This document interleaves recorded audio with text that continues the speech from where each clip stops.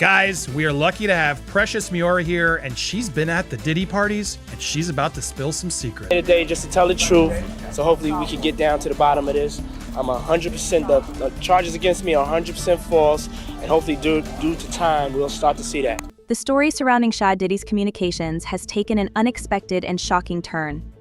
For decades, he stood at the pinnacle of fame, wealth, and influence, an icon of the music industry whose name was synonymous with luxury, success, and exclusive parties. But now, the once glamorous spotlight that celebrated him has become a harsh, unforgiving lens, exposing dark corners of his life that many never knew existed. The mounting evidence against him is not only staggering but chilling. It paints a picture of a man whose empire may have been based on more than just talent. It suggests a web of control, manipulation, and hidden secrets he fought desperately to keep hidden. Wait a minute, say that again. Say that again, back up. You're saying that there's tapes and they're being shopped? Yes, there have been people already shopping. We've heard about the tapes, but yes. the shopping thing is... Yes, there already have been tapes leaking around Hollywood, being shopped around to individuals in Hollywood, but one particular person contacted me to shop a particular video they were in possession of. The scale of what investigators have uncovered is nothing short of astonishing. When federal agents raided Diddy's properties in Los Angeles, Miami, and even his private jet earlier this year, they weren't just searching for a smoking gun. They discovered an entire arsenal of incriminating evidence.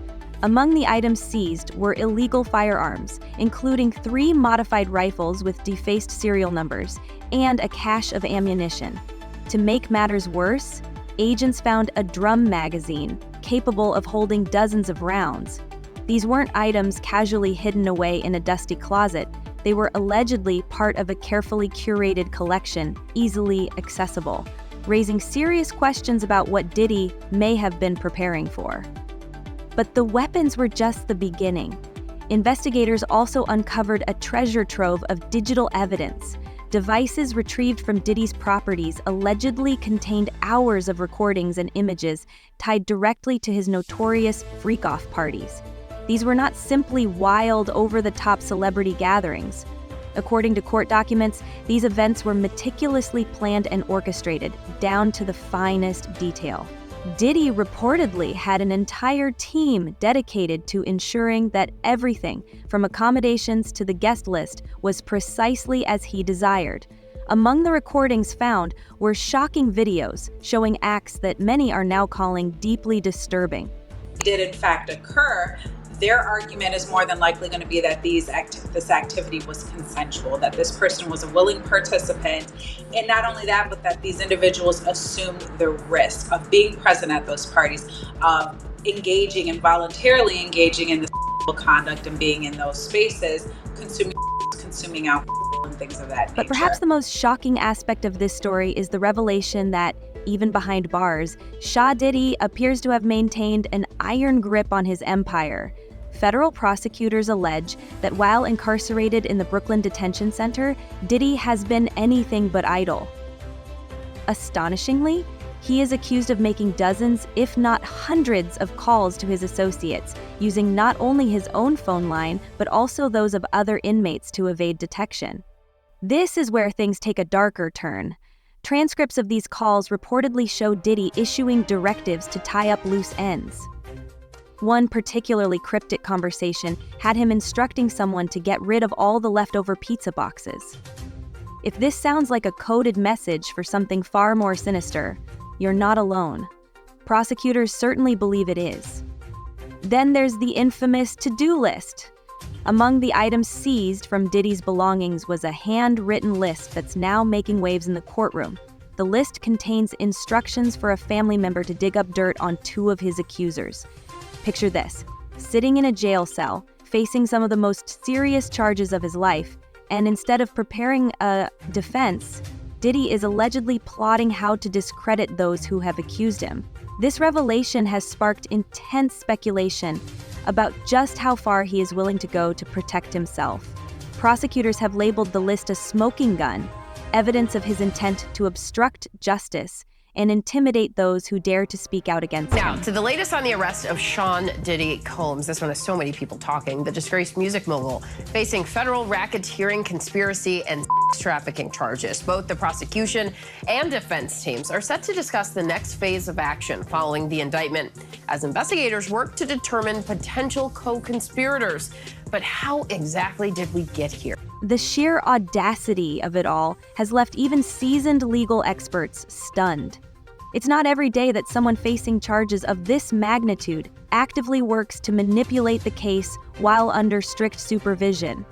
But that's exactly what Diddy is accused of doing.